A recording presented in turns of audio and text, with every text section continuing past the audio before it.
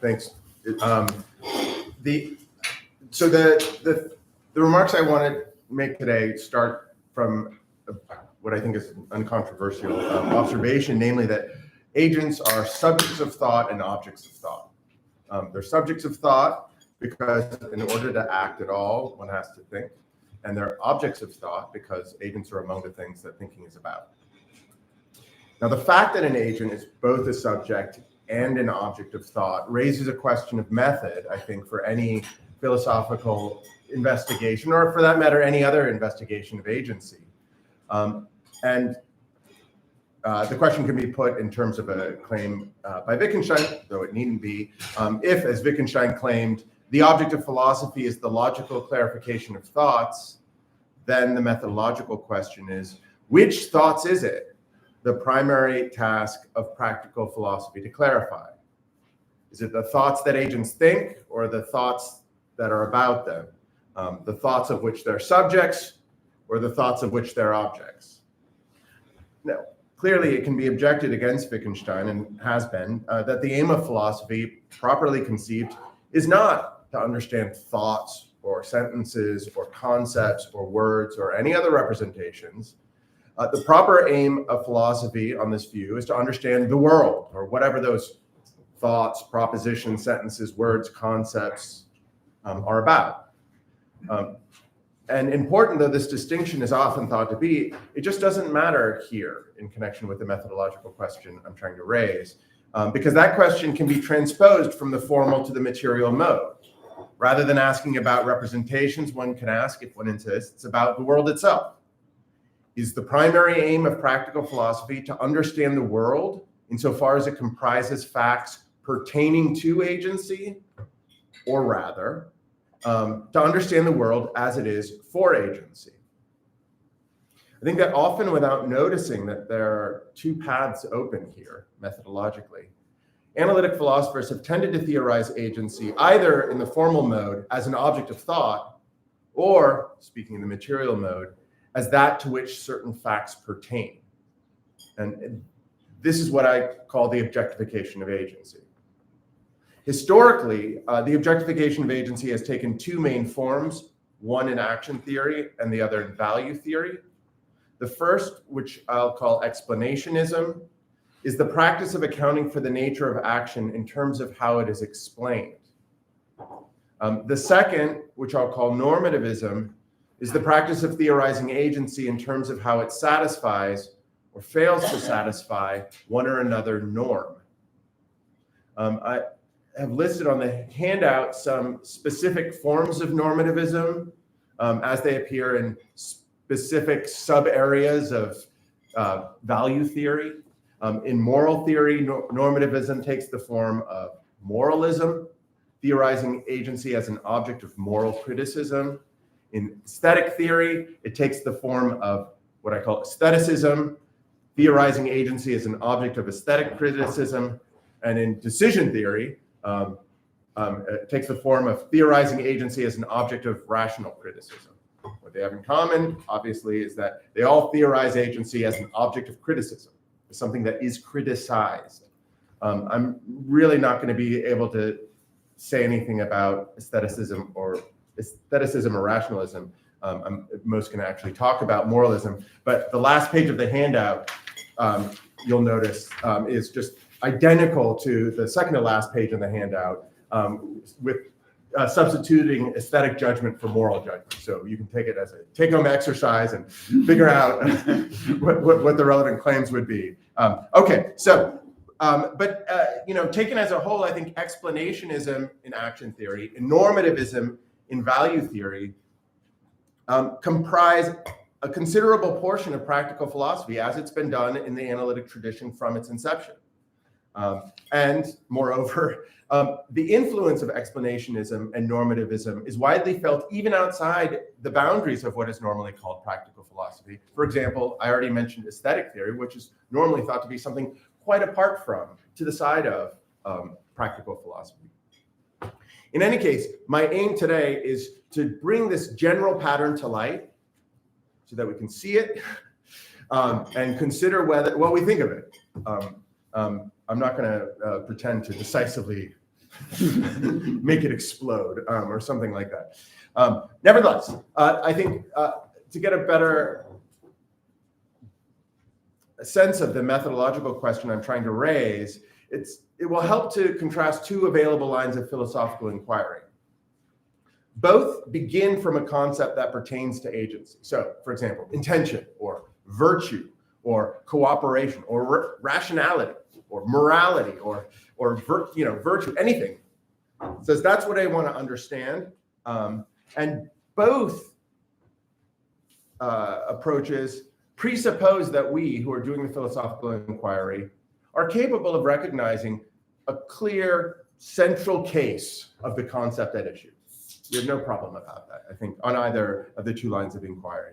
The first line of inquiry, the objectifying one, considers how things stand insofar as the concept, whatever it is, applies to its object. It asks, in effect, what is it in virtue of which an example of the concept is an example?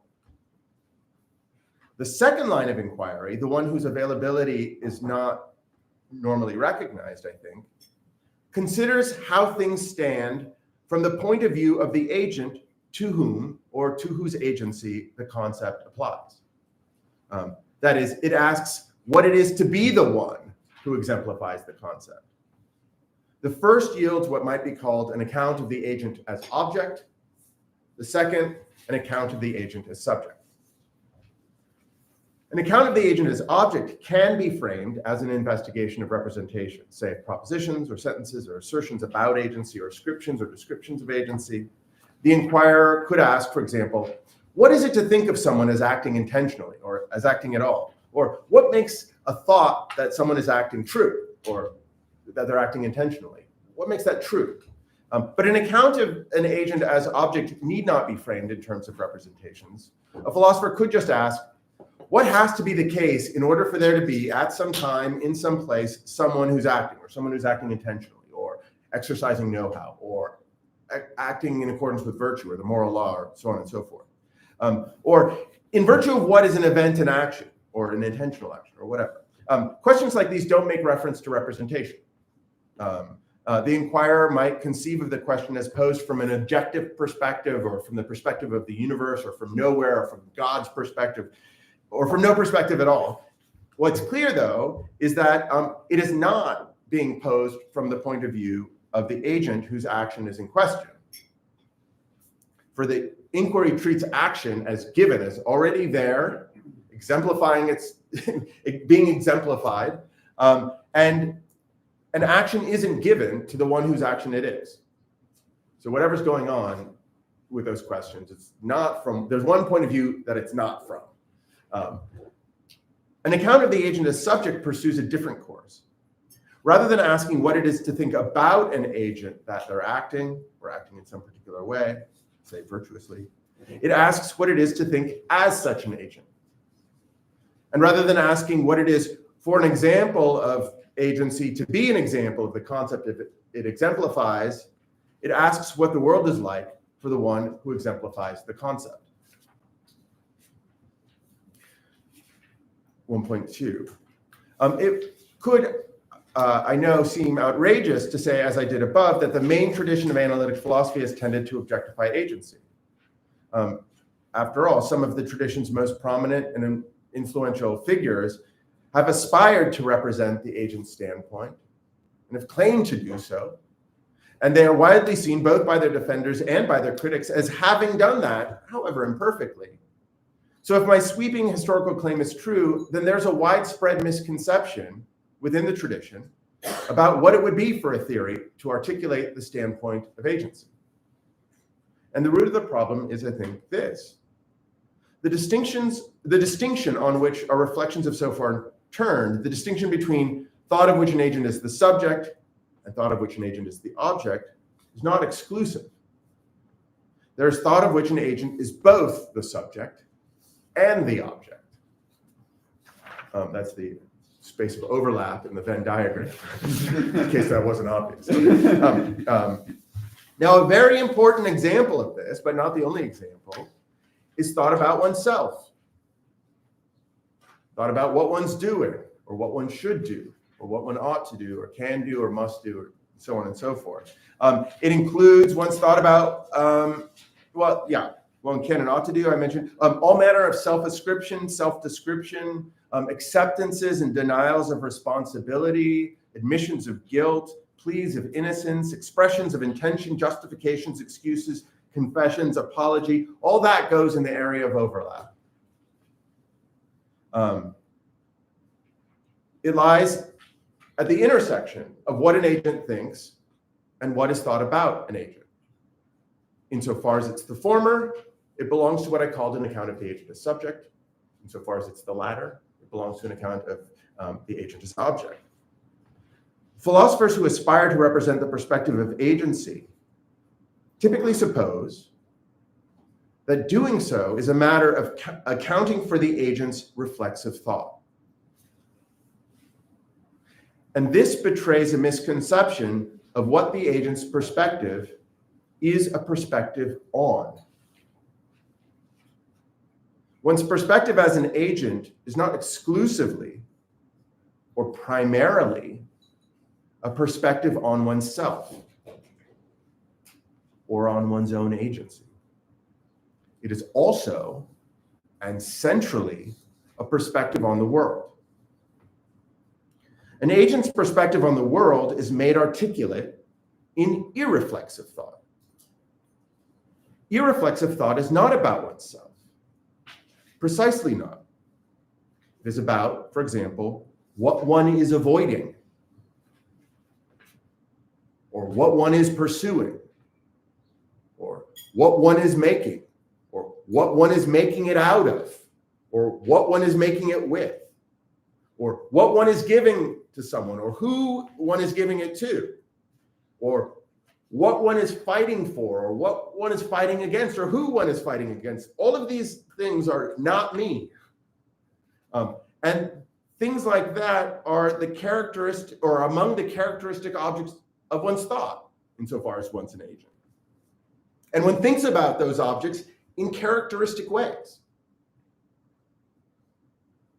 A theory whose horizons are limited to the region of thought of which an agent is the object may be fairly said to objectify agency, even if it concerns itself with an agent's reflexive thought, the area of overlap.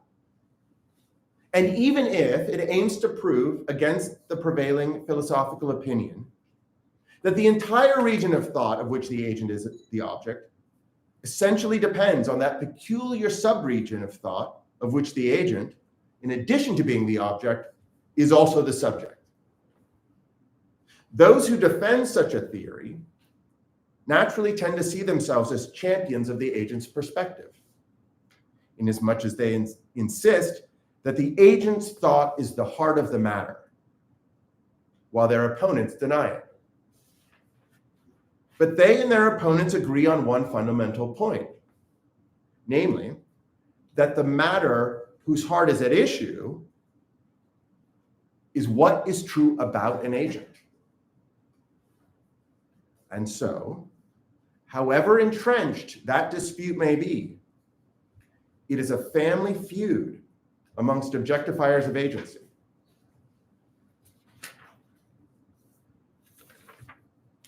The clearest indication that agency has been objectified, whether by a single theorist or by a tradition, is a principled incuriosity concerning the agent's irreflexive thought.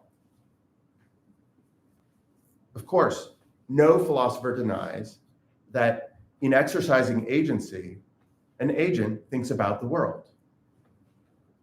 What is denied, at least implicitly, is that such thought is practical, so that it falls within the remit of practical philosophy. As is often the case, the devil is in the division of labor. Precisely because it is irreflexive, the agent's thought about the world is apt to be considered theoretical, speculative, receptive, contemplative, or some such thing, rather than practical.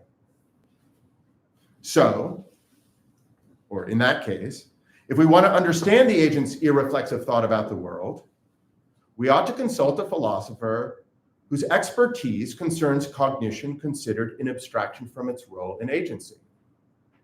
That is, a general epistemologist, philosopher of mind, philosopher of science, or maybe a logician.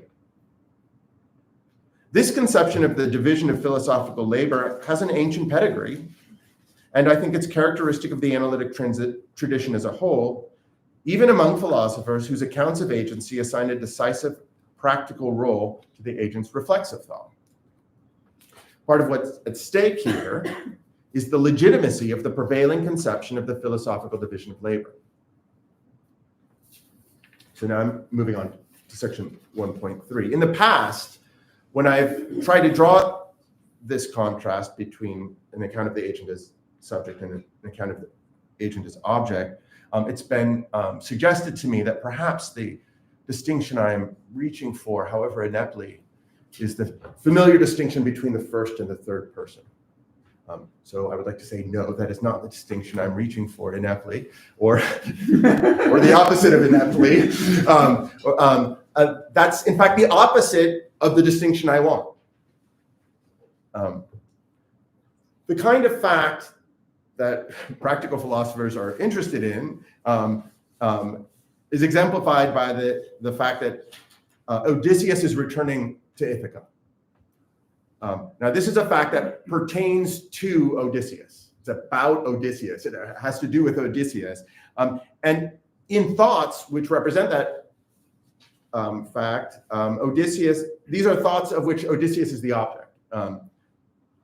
But there are different ways of speaking about the fact so represented, and it depends on who the speaker is. So Odysseus says about himself, I'm returning to Ithaca. Someone says, where are you going? I'm returning to Ithaca. His friend says about Odysseus to him directly, you, Odysseus, are returning to Ithaca. And his crew says about him, but not to him, he's returning to Ithaca. Those are three thoughts about Odysseus.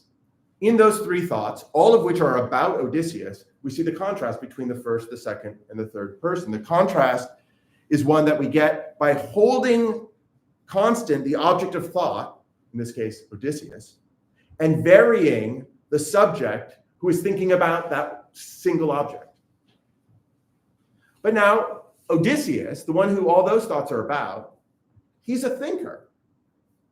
He thinks too, right? He thinks thoughts like these. I am returning to Ithaca. These men are boarding ships because these men are returning to Ithaca. These ships are raising anchor because these ships are returning to Ithaca. Troy is our point of departure. Ithaca is our destination. The bag of winds is an opportunity. Circe is a threat. The sirens are a temptation. Scylla and Charybdis are an obstacle. The discovery of a flock of cattle is a windfall. And the destruction of the fleet is a setback. Now, the first thought on that list is reflexive, but the rest are irreflexive. The contrast between reflexive and irreflexive thought is one that we get by holding constant the subject of thought and varying the object. Right? We get the contrast between the first and the third person by holding fixed the object of thought and varying the subject. We get the contrast I'm trying to bring to our attention by holding fixed the subject of thought, the thinker, and varying what they think about. In the first one, the thinker thinks about himself. In all the rest, he thinks about other things. And in that sense, it's the opposite of the familiar first person, third person contrast. Now, the fact that we have a term for one of the contrasts and no term for the other, that every student of analytic philosophy is taught all about one of the contrasts, and it's a great deal of effort to bring the other to light. The fact that there's like a whole literature about one and nothing about the other is itself, I think, a symptom of the objectification of agency. Now, I want to make some observations about the thoughts on that list. This is 1.4 on the handout. First, the irreflexive thoughts, the non-bold ones, everyone but the first one, are not stereotypical beliefs about the world as it is anyway.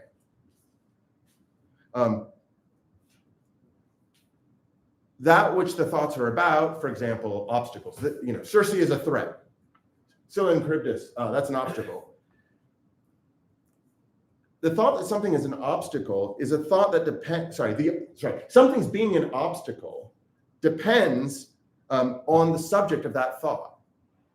So there is no obstacle to notice in the world, except because, for example, I'm going somewhere. If I weren't going anywhere, there would be no obstacle.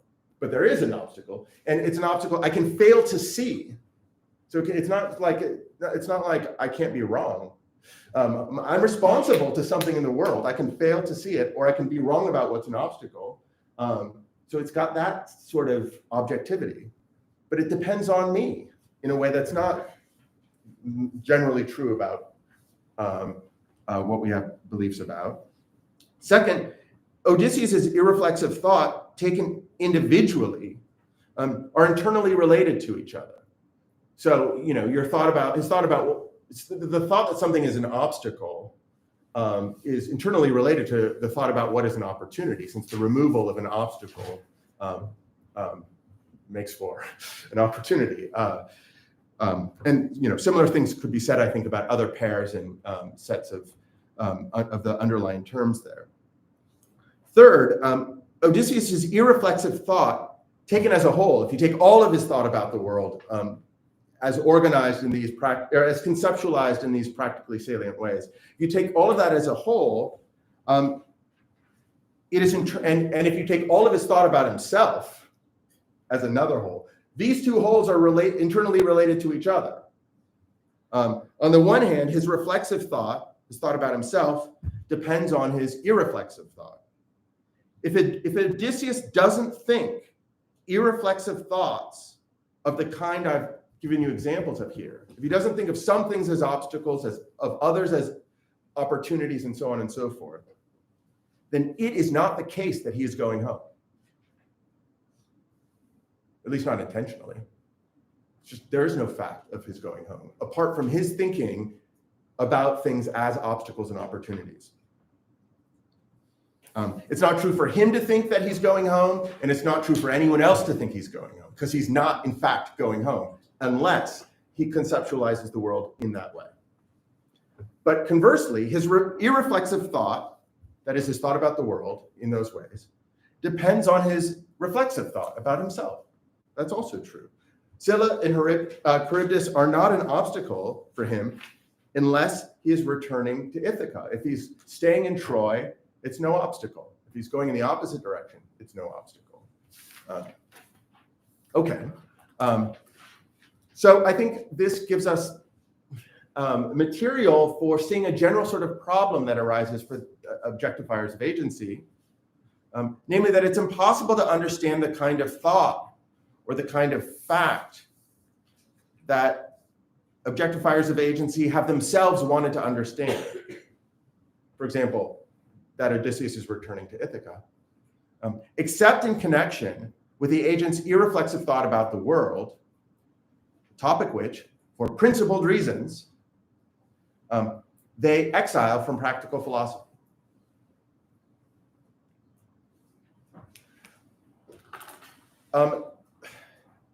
I think that one of the things that makes the methodological division difficult to see, the methodological question difficult to see, is that the contrast on which it turns, the contrast between thought of which an agent is the subject and that of which it's the object, is orthogonal to the distinctions that analytic philosophers tend to think of as marking the deepest divisions between themselves. This means that on any particular question where agency is at issue, there's nothing to prevent a situation in which all of the rival camps are objectifying agency in some domain, in some literature. So that what's at issue between them is not whether to objectify agency, but how exactly to objectify agency. And that, I think, is generally what's going on. For the purposes of leaving time for a conversation, I'm not going to go through these distinctions. I've already, under 1.5, but I've already said something about the contrast between those who think that philosophy aims to clarify thoughts about the world and those who say, no, it's the world that matters. That's totally orthogonal to the point I've been making. I mean, I've already pointed that out in passing, but I think also here's some other what are thought to be very deep divisions. The first one is, some people like Timothy Williamson think this is like the deepest division in the history of analytic philosophy, or, this is a very important division. From my point of view, it's irrelevant. Similarly, the contrast that Strawson draws between descriptive and revisionary metaphysics, totally orthogonal. There's nothing about being a descriptive metaphysician that insulates you against the charge of objectification.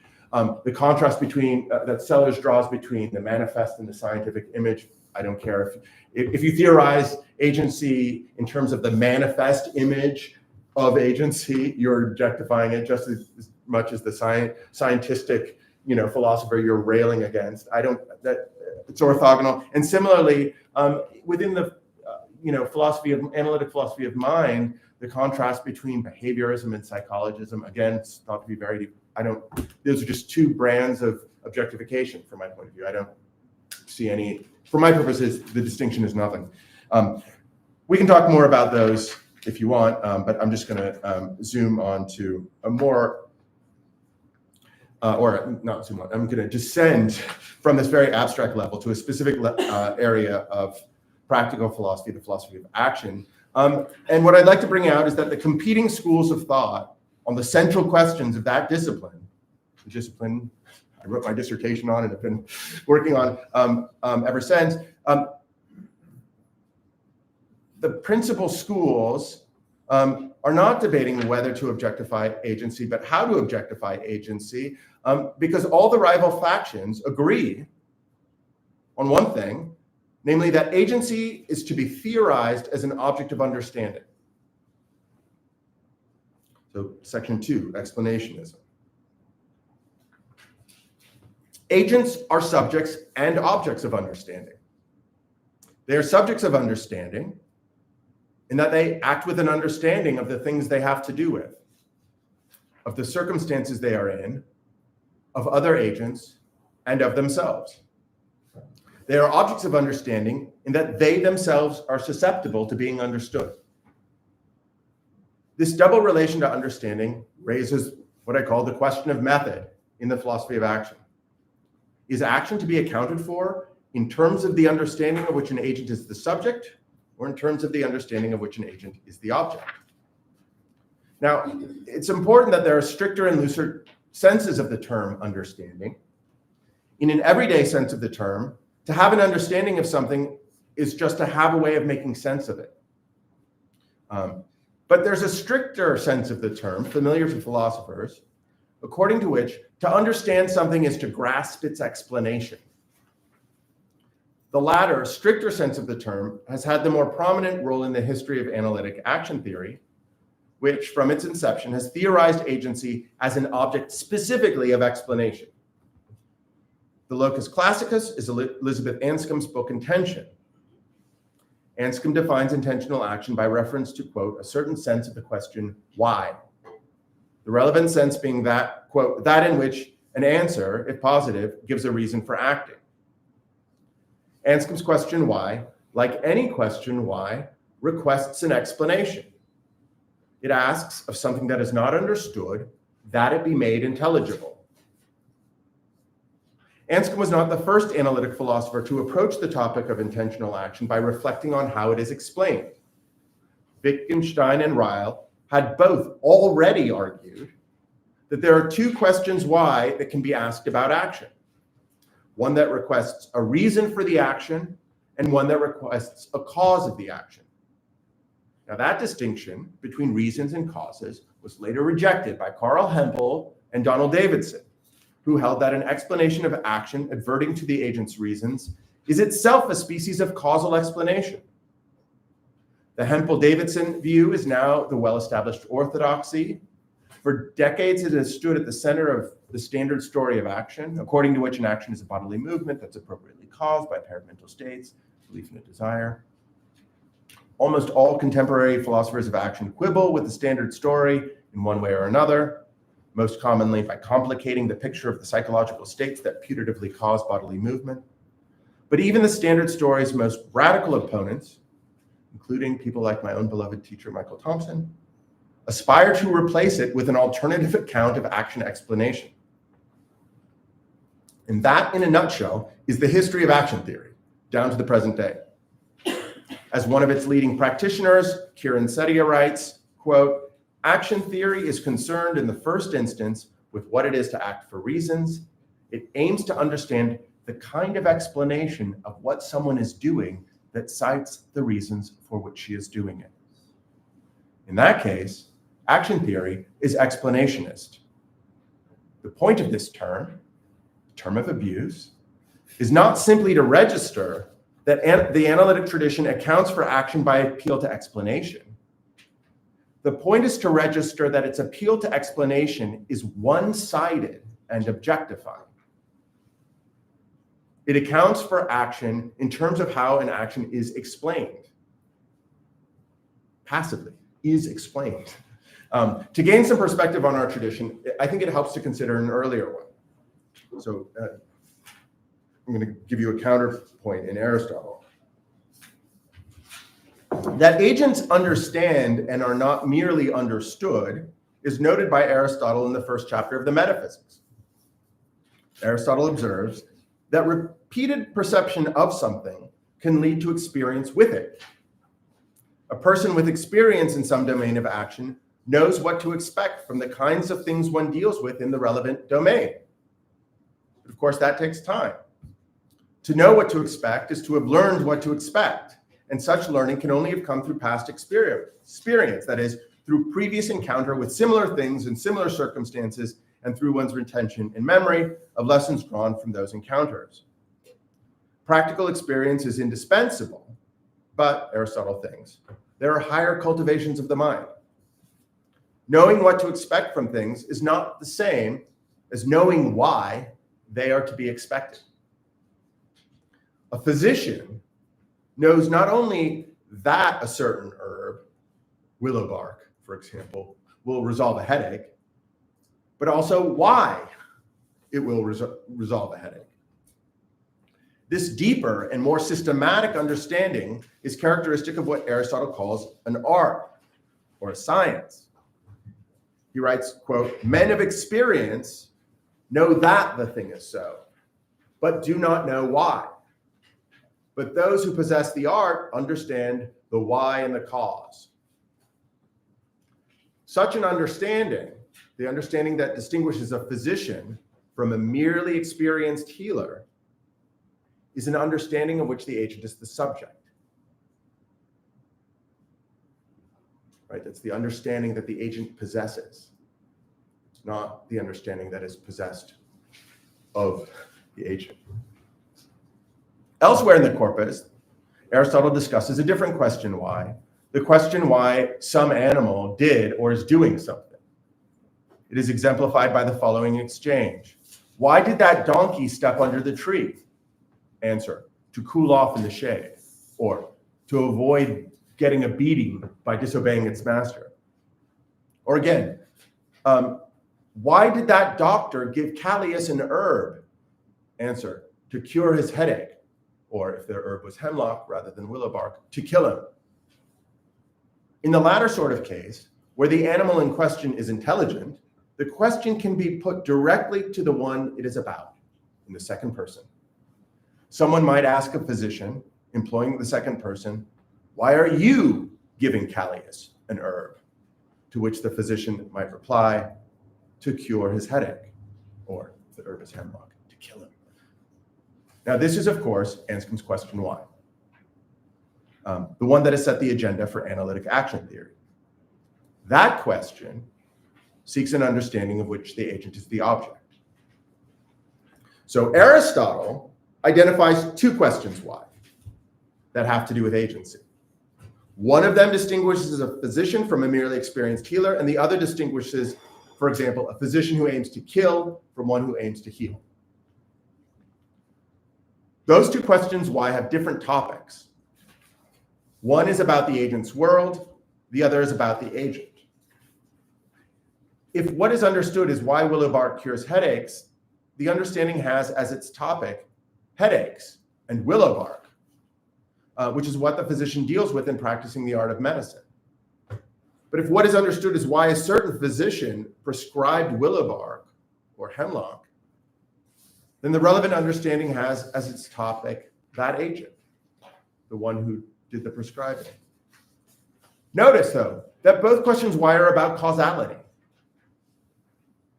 In order to mark the difference, one might say that the causality that the agent encounters in the world, for example, that on account of which willow bark cures headaches, is causality for the agent, since the agent apprehends it, while the causality that belongs to the agent's own body and mind, in which the agent brings to bear on whatever is encountered in the performance of an action, is causality in the agent. Notice also that both questions why are answered by giving reasons. An answer to the one question gives the reason why, for example, willow bark cures headaches. An answer to the other question gives the reason why, for example, a certain physician prescribed willow bark. The latter kind of reason is what action theorists call a reason for action. The former kind of reason lacks a conventional name and is undiscussed in action theory. Notice finally that these two types of reasons both supply explanations. The explanation why, on some occasion, a physician prescribed willow bark is known to action theorists as an action explanation. By contrast, the kind of explanation whose possession is characteristic of a physician, but which is lacked by a merely experienced healer, is, again, nameless and undiscussed. Section 2.3. As I mentioned, there are different ways of hearing the phrase understanding, some stricter than others. But even with respect to the more everyday sense of understanding, agents are subjects and objects of understanding. That is, agents make sense of the world and are made sense of. They conceptualize the world and they are conceptualized. I think also with respect to this looser sense of the idea of understanding, action theorists have theorized agency as that which is conceptualized in one way or another and has tried to make sense of it through the way it is conceptualized. Now, I have a bunch of examples that I'd be happy to talk about. I think any of these illustrate the objectification of agency. Ryle's account of knowledge how, as an example of an intelligence epithet, that is an epithet that's applied to agents, not an epithet applied by agents. Davidsonian action sentences, discussed in the logical form of action sentences and the immense literature that followed that. Those are sentences about act that articulate thought about an agent acting. They are not sentences that articulate the thought of an agent acting. And finally, Anscombe's action descriptions are descriptions that have actions as their objects.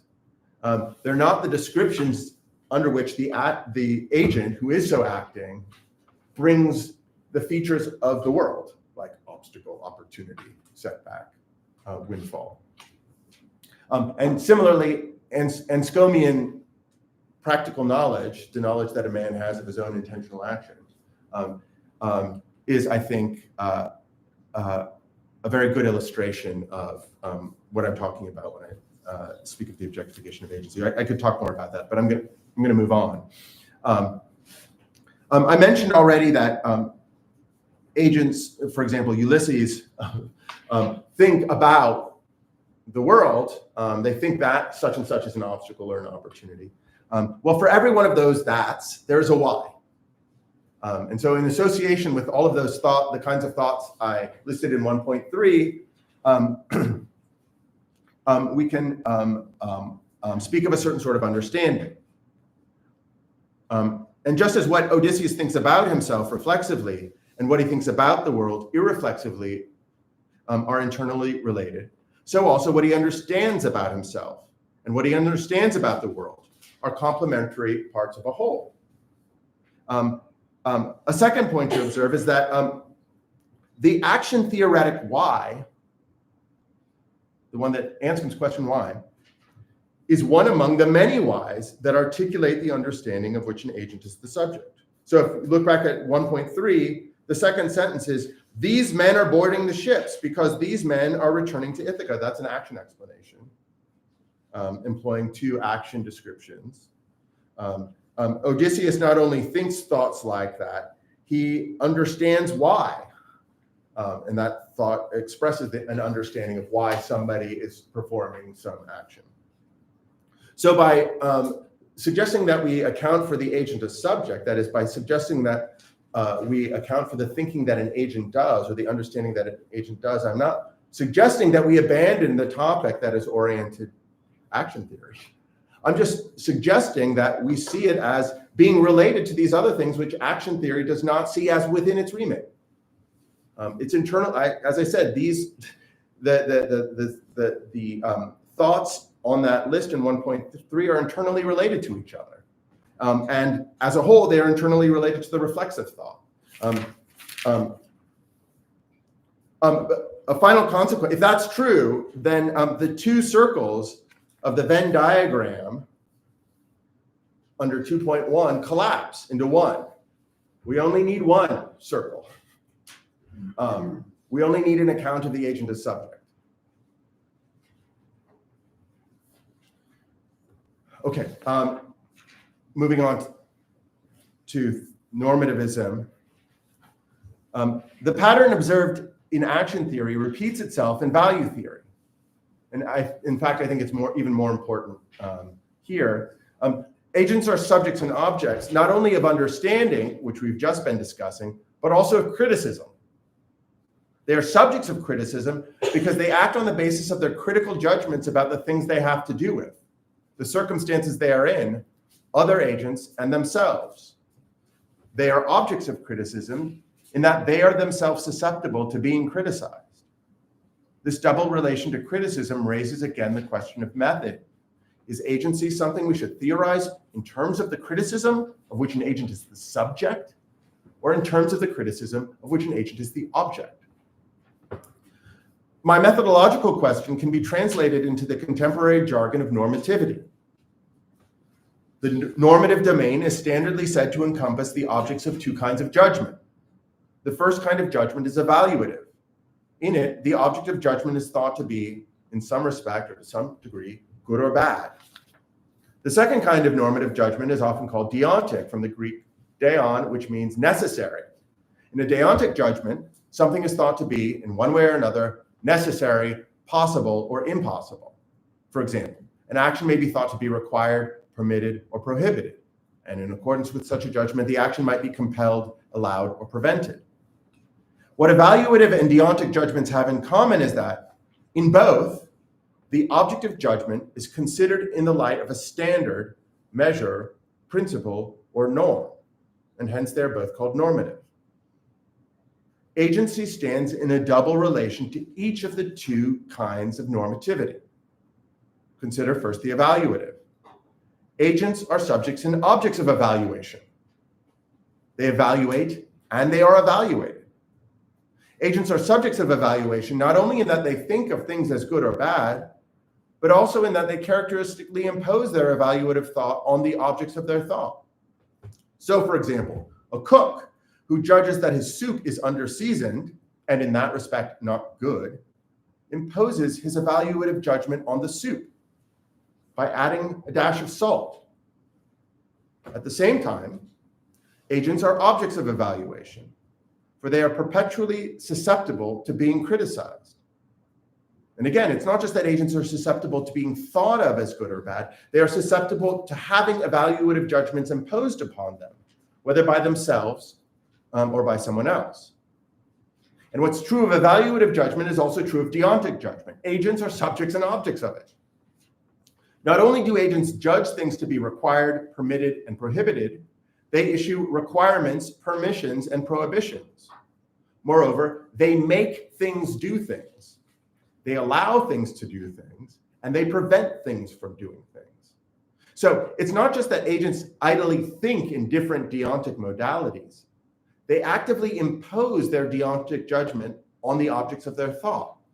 That is, upon the things they have to do with, the situations they are in, other agents, and themselves. And that is, again, only one side of the coin. Because agents also find themselves on the receiving end of requirements, permissions, and prohibitions. They are made to do, allowed to do, and prevented from doing many things. Because of this, we can just abstract from the specific difference between evaluative and deontic judgments from here on out and say generically that an agent relates to norms in two distinct ways, as their subject and as their object, as one who holds things to them and as one who is held to them. And this means that there are, in fact, two sets of norms that might be of interest to evaluative theorists. There are the norms that agents apply, and there are the norms that apply to agents. These two sets of norms overlap, but they are not identical.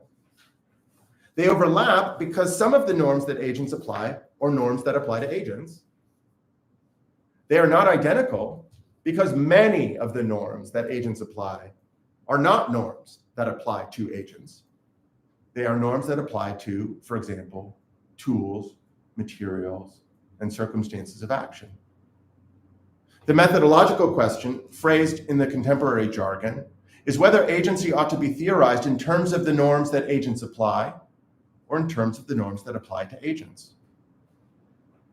As I hope you'll recognize, the overwhelming tendency among analytic philosophers is to theorize agency in terms of the norms that apply to agents. This is what I call normativism. The point of the term is to register not simply that the tradition theorizes agency by appeal to normativity or norms. The point is to register that this appeal to normativity is one-sided and objectifying. It is an agent's susceptibility to being bound by norms, not the agent's ability to bind with norms, that defines the field of inquiry. The pattern is characteristic of both moral and aesthetic theory. I'm only going to be able to say something briefly about its application in moral theory, where normativism takes the specific character of what I'll call moralism. To see what's peculiar about contemporary moral theory, consider the story it tells about itself. In textbooks, encyclopedia entries, anthologies, and undergraduate seminars called Introduction to Ethics, one is taught that there are three branches of ethics. There's normative ethics, meta-ethics, and applied ethics. One is told, moreover, that the three branches of ethics are united by a common concern with moral judgment. What's a moral judgment? Turns out that a moral judgment is a normative judgment that is about either an agent or some expression of agency. For example, an intention or an action, whether real or possible. The agent or expression of agency that is the object of a moral judgment is destined to be brought under critical scrutiny. The relevant standard of assessment is not etiquette, law, or expedience, but morality. Moral theory teaches that the branches of ethics relate to this topic in three different ways. Normative ethics is a general theory of what makes agency morally good or bad, or morally right or wrong. Applied ethics considers those moral judgments about specific types of action, like abortion, or else it considers moral judgment in specific domains of life, like business. And meta-ethics is about what it is to make a moral judgment at all. Agency is thus a topic for contemporary moral theory insofar as it is an object of moral judgment. Not only does the idea of moral judgment define the field of inquiry for normative, applied, and meta-ethics, it also sets the agenda for the theory of practical reasoning. Moral theory teaches that there are two kinds of practical reasoning. There's moral reasoning and instrumental reasoning. Reasoning is said to be moral if it is such as to arrive at a moral judgment or at an intention or action based on a moral judgment. Otherwise, it's instrumental. And what goes for a theory of practical reasoning goes also for the vast and growing literature on reasons. There are two kinds of practical reasons: moral reasons and instrumental reasons. Moral reasons are the kind that are weighed in moral reasoning. The reasoning that arrives at a moral judgment, the kind of criticism of agency. And that's the standard curriculum of contemporary analytic moral philosophy. One finds an instructive counterpoint in Aristotle's Ethics. His doctrine of the mean divides into two parts. On the one hand, Aristotle says, the soul of a virtuous person is in a mean condition. To be a virtuous person, on his view, is to be someone whose character is not misshapen in some way. The generosity of a virtuous person consists in that person's being neither too open-handed nor too closed-fisted. Similarly, their courage consists in being neither too fearless nor too fearful. This is what you might call the mean in the agent. But that's only one part of Aristotle's doctrine. In addition to the mean in the agent, there is also what might be called the mean for the agent, a mean that the agent has her eye on, the one that is her target. On Aristotle's view, possessing a virtue of character is partly a matter of being able to think critically about that with which one has to do in the relevant domain of life. For example, the virtue of generosity entails an ability to identify gifts that are neither too small nor too big, nor otherwise unsuitable for their recipients on their occasions. That is the target that the generous person has her eye on. In the domain of human life that has to do with giving, success depends on one's critical judgment about the people and the material objects and the social institutions and the other various features of the world in which one acts. And on Aristotle's view, it's like that in every domain of life, and so with every virtue. Courage entails the ability to think well about danger, the object of fear. In thinking about danger, there's plenty of scope for critical judgment, and so also for error. Just how dangerous is my situation? How dangerous would it be to attempt to pursue some proposed course of action? Given what's at stake, is the risk of proceeding too great? Is the danger too much or not? Similarly, temperance entails an ability to think well about the objects of bodily pleasure, that is, about food, drink, sex, sleep, comfort, and the like. The temperate person knows how to answer questions like the following: is this enough for dinner? Is it too much? Is it time yet for another drink? Is it too soon? In general, the critical faculty of a virtuous person is trained on certain features of the world in which she acts, and her thinking on those topics is exemplary. Aristotle's doctrine reminds us of the fact that agents are subjects and objects of ethical critical judgment. Contrary to the impression produced by contemporary moral theory, there are, in fact, two sets of critical judgment that might be of interest in ethics. On the one hand, there is the set of critical judgments made about someone who acts in an ethically significant way, say generously, courageously, or temperately. On the other hand, there is a set of critical judgments made by such a person. Of course, when a virtuous person assesses the features of the world, she does so with a view to action. So the temperate person makes a critical judgment about how much food is suitable on some occasion. But notice, her scrutiny of the food, her scrutiny of the food is implicitly related to the prospect of eating it or not eating it, right? Similarly, when the courageous person makes a critical judgment about danger, she does so with a view to the prospect of braving it or not braving it. And when the generous person makes a critical judgment about a gift and what would be appropriate or too big or too small, it's in relation to the prospect of giving it or not giving it. That's true and important. But it's also true and important that to notice this. While the thinking that the virtuous person does about a gift or about some food or danger is done for the sake of making what contemporary philosophers would call a moral judgment, it is not itself a moral judgment. The immediate object of critical scrutiny is that with which one has to do. For the courageous person, the immediate object of critical scrutiny is the danger, not the prospect of braving it. For the temperate person, the immediate object of critical scrutiny is the food, not the prospect of eating it. And for the generous person, it is the gift, not the prospect of giving it. Admittedly, the generous person thinks both. This is a fitting gift for my friend on her birthday, which is not a moral judgment, and I would do well to give it to my friend on her birthday, which is a moral judgment. But there's a rational order between these thoughts. One is the ground of the other. The generous person thinks, this is a fitting gift, therefore I should give it.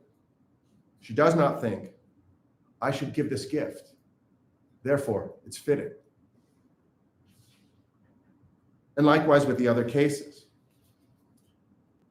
On Aristotle's view, judgments made by the virtuous person are not only the rational ground of the judgments about her, they are also the real ground. That is, they are what in reality accounts for it that the virtuous person is virtuous, because they are what accounts for it that the virtuous person's soul is in the mean condition. That is, they are what it is her acting on her judgments about the immediate objects of her critical scrutiny that explains why she has a character of a certain sort. Through acting this way over and over again, she comes to have a certain disposition.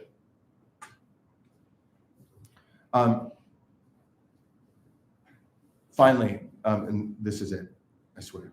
The generous person doesn't just judge that something would be a fitting gift for her friend on the occasion of her birthday. She understands why. So just as in the other case, there was for every that a why, so also in this case too, the virtuous agent has an understanding of the world in which she acts. She doesn't just know what is the case with respect to the things she has to do with. As I said before, I think exactly parallel things could be said about contemporary analytic aesthetics. I'll leave that for home and conclude just by noting that if what I'm saying is true, a very pertinent question is